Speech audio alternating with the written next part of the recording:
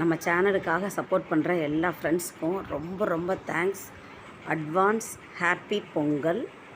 இன்றைக்கி நம்ம மேகி பொடி போட்ட தோசை அதுதான் இன்றைக்கி நீங்கள் செய்ய போகிறோம்.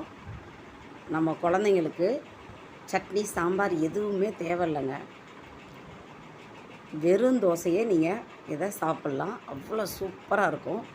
நல்ல கனமான தோசையாக ஊத்தாப்பத்துக்கு ஊற்றுற மாதிரி ஒரு தோசை, நல்ல கனமான தோசையாக ஊற்றணும். மெலிசாக ஊற்றக்கூடாது.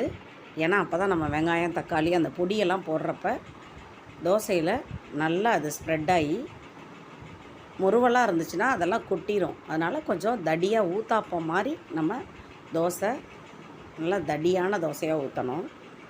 ஒரே ஒரு தோசை குழந்தைங்க சாப்பிட்டாலே போதும். 2 கரண்டி மாவில் ஒரே ஒரு தோசை ஊற்றினா போதும். குழந்தைங்க சூப்பராக சாப்பிடுவாங்க. இது மாதிரி நல்ல பெரிய தோசையாக ஒரு தோசை ஊற்றிக்கோங்க. நல்லா கொஞ்சம் திக்காக இருக்கிற மாதிரி ஊற்றிக்கோங்க. தோசை ஊற்றியாச்சு. வெங்காயத்தை நல்லா ரவுண்ட் ஷேப்பில் அழகாக கட் பண்ணி அதையும் இது மாதிரி அழகாக தோசை முழுக்க ஃபுல்லாக வச்சிடலாம்.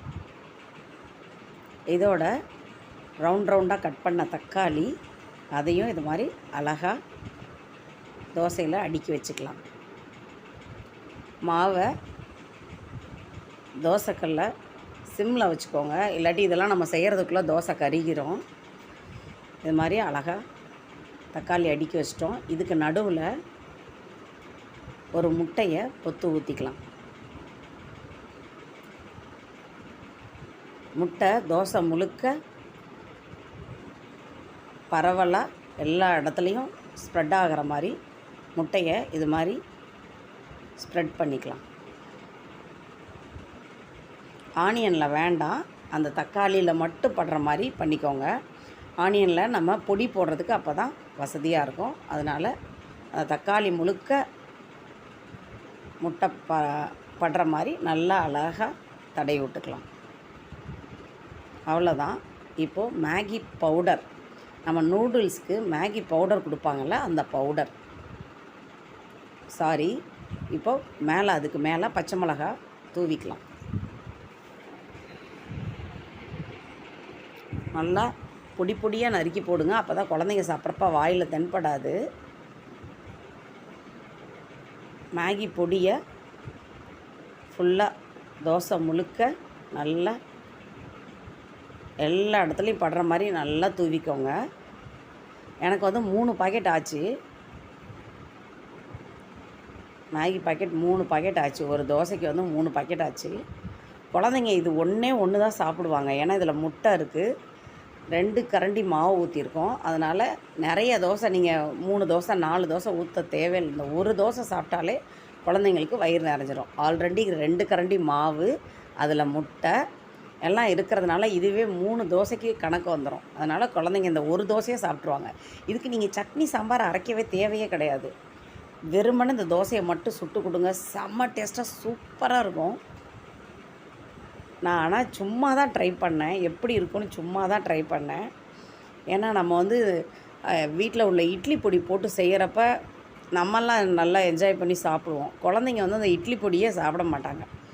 அதுக்காக இப்படி ஒரு ஐடியா பண்ணேன். ஏன்னா அவங்க மேகி நூடுல்ஸை ரொம்ப விரும்பி சாப்பிட்றதுக்கு காரணமே அந்த பொடி தான். அதனால் அந்த பொடியை போட்டு தோசைக்கு ட்ரை பண்ணுவோம் அப்படின்னு ட்ரை பண்ணேன். என் பையன் முட்டை ஆம்லேட் சாப்பிடவே மாட்டான். முட்டை வெவிச்சு கொடுத்தா சாப்பிடுவான், ஆம்லேட் சாப்பிடவே மாட்டான். இது மாதிரி தோசையில் போட்டு மேகி பொடி போட்டு செஞ்சு கொடுத்தேன். செம சூப்பர் அப்படின்னு என் பையன் சொன்னான். கடைசியில் கூட பாருங்கள், வீடியோ கடைசியில் கூட என் பையன் சொல்லியிருப்பான். அவனுக்கு என் சின்ன பையனுக்கு ரொம்ப பிடிச்சிருந்துச்சு. சூப்பர்மா அப்படின்னு சொன்னான். ரொம்ப நல்லா இருந்துச்சு. ட்ரை பண்ணி பாருங்கள். கண்டிப்பாக நீங்கள் ட்ரை பண்ணி பார்த்துட்டு எனக்கு கமெண்ட் பண்ணுங்கள். எப்படி இருந்துச்சுன்னு கமெண்ட் பண்ணுங்கள். நீங்கள் நல்லா இல்லைன்னு சொல்லவே மாட்டீங்க. அவ்வளோ சூப்பராக இருந்துச்சு.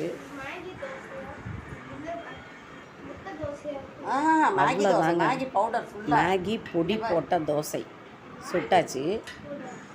நீங்களும் ட்ரை பண்ணி பாருங்கள். மறக்காமல் நம்ம சேனலை சப்ஸ்கிரைப் பண்ணிடுங்க, லைக் பண்ணுங்கள், ஷேர் பண்ணுங்கள். அப்போ தான் நான் போடுற வீடியோ டெய்லி உங்களுக்கு வந்து சேரும்.